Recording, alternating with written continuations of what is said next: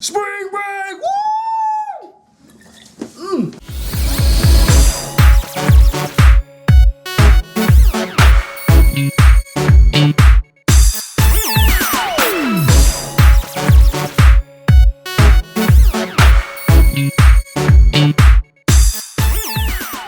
Hey guys, it's the Black Critic Guy, and why the hell am I wearing these shades? As I mentioned in my Crudes review, I got a 2-for-1 special because I got stuck in the movie theater while a storm hit. And the first movie that I saw that I actually paid to go see was Spring Breakers. So the basic premise of Spring Breakers, if there even is a premise to Spring Breakers, is it follows these 4 girls who just don't want to be in their town anymore. They want to go somewhere where it's fun and exciting and adventurous. They want to go on spring break, but they don't have enough money to go on spring break. So they go and rob up a diner, take all that money, head down to spring break, and get into some crazy shit. Now I was very interested to see Spring Breakers on account of its stars Vanessa Hudgens and Selena Gomez, these 2 former Disney Channel stars in this rated R adult film. I was like, okay, you got my interest now. I want to see what this film's about. And also James Franco is the man. You can't deny that. And so I was invited to go see this film with my good friend Isaac. Thank you for inviting me, Isaac. And we got to go see it. And I think he enjoyed it more than I did. I did enjoy a lot of parts in the movie, but overall, I mean, it's just not my cup of tea. Or should I say cup of Smirnoff. Nah, I'm just kidding with you guys, but let's get to the review. Now, when watching this film, a lot of it just reminded me of the Tree of Life. In fact, I told my friend Isaac while we were watching the film that this film felt like Tree of Life, the Spring Break edition. I mean, you just got scenes that are like, man, this place is so dull and boring. I just don't want to stay here anymore. I just want to go out there and enjoy life, man. Look at this door. It's so boring. I'm so dull, man. I just want to get a drink or something. Just go out somewhere. Just have some fun. Spring break.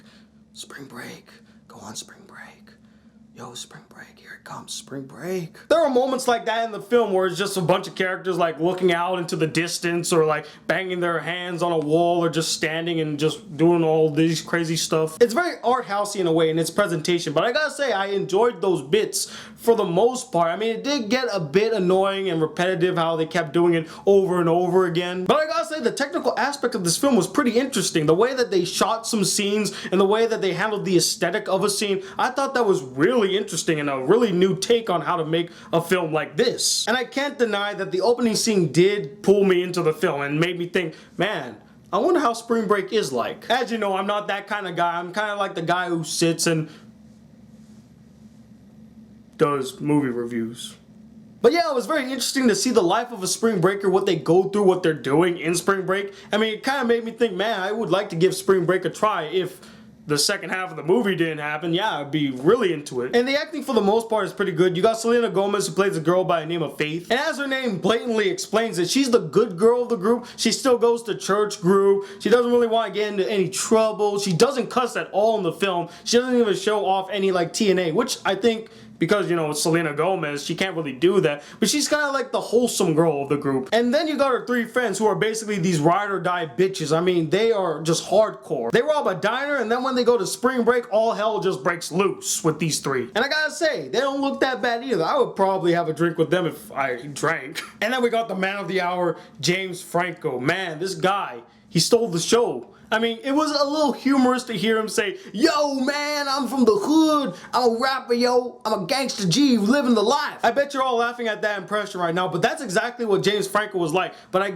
can't deny that the character has flair, and he was the most interesting character in the film. Had the film been all about him, I think I would have enjoyed this film a whole lot more. Now, besides the acting and the aesthetic of the film, I really didn't get that engaged to Spring Breakers. I mean, first of all, I'm not a partier. I don't drink or smoke or even go to spring break. Like I said, I'm pretty much that kid who stays home and does movie reviews. So mostly I really didn't get into the movie. I didn't really care about what happened to most of the characters besides like Selena Gomez and James Franco. I wasn't invested. I wasn't attached. I really just was going through the motions. And there are times in the movie where it seems like they're trying to be serious, but it comes off as funny. Like there's this one scene where James Franco sings a song with the 3 girls and they're like dancing with their guns, and everybody in the theater was laughing. I know he was trying to make that a powerful moment, but it just didn't come off as a powerful moment. It wasn't conveyed as a powerful moment. It just came off as a bit comical. Another thing that really bothered me is that there are a lot of recycled scenes. I would almost say like 40% of the film is a bunch of recycled scenes. It's not like those scenes from a past scene were like really important or substantial. It just was a random scene that he put in later on in the film again, and I was like,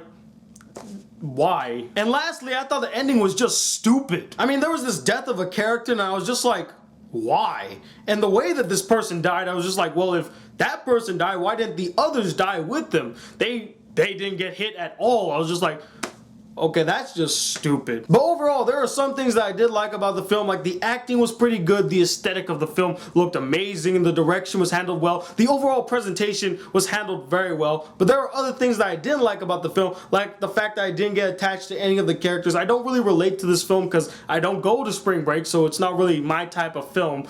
And just the way that it ended, I thought was really stupid. So overall, I'm gonna give this film a 3 out of 5 stars.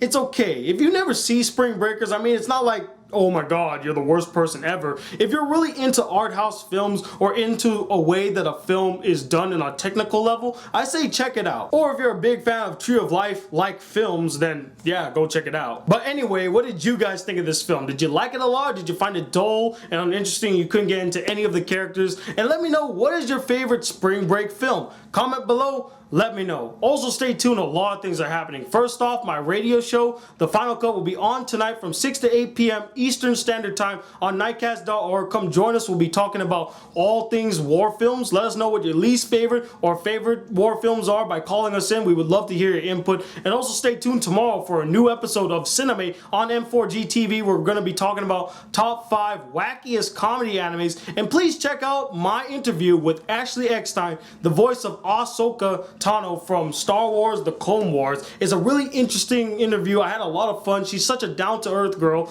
But till then, hit that subscribe button if you're new to my channel. Welcome to the Black Critic Guy. Like this video if you really enjoyed it. And I'm Tony Wiley II from the Black Critic Guy. Till then, peace, YouTube.